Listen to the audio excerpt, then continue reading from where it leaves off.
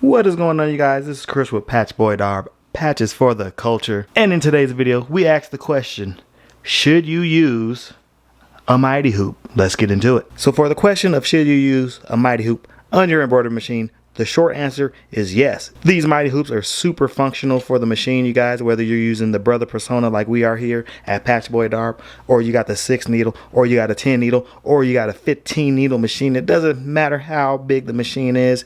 These MightyHoops work wonders for your machine. And with that being said, you want to make sure that you don't damage your machine at all trying to use one of these MightyHoops. What you talking about, Patchboy? What we're talking about is you do not want your embroidery foot or needle right here to hit any parts of this MightyHoop. So when it comes time to actually embroidering on your MightyHoop, be sure to use your red laser indication dot to trace around the area to make sure it's not going to get close to the edges of your MightyHoop. And what we're talking about is when it comes to your embroidery, you do not want it to go too far to the edge of the MightyHoop, because what can happen is your needle could hit the MightyHoop itself, and what can happen is your as the needle's going down, it'll get stuck, and you don't want any mechanisms in your machine to potentially break or get damaged just from hitting the edge of your MightyHoop. Be sure to use that little indication laser to trace out your design, and we're going to do that right now. So we got the design in there.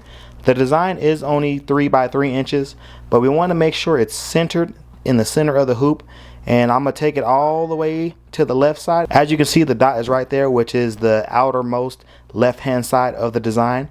Let's move it to the bottom left, so we're still within the hoop. We still got tons of space.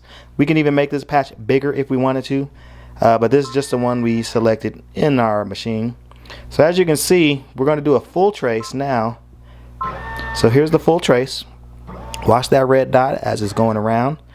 As you can see, it's not getting anywhere near the edging of the MightyHoop. And for a good rule of thumb, if you want to use this 5.5 inch MightyHoop, I suggest that your design not be any bigger than 4.75 inches. If it's any bigger than that, you definitely want to make sure that your machine needle is not going to hit any part of the MightyHoop. You also want to consider, is your needle arm going to be too close to the edge of the MightyHoop to where the needle arm is slightly hitting it. So you want to make sure that your needle and your needle arm is nowhere close to the edging of the MightyHoop, you guys. And if so happens that your needle gets jammed up on the MightyHoop, your machine will kick in its automatic safety feature. You might end up bending something over in this area, which you don't want to do.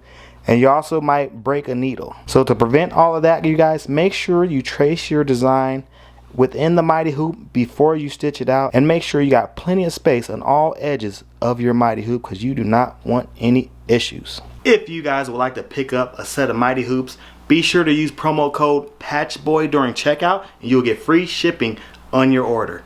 If you guys found this video helpful, be sure to give it a thumbs up. Hit that subscribe button if you are not subscribed already to the channel. And we're going to get on out of here, and we're going to see you on the next one.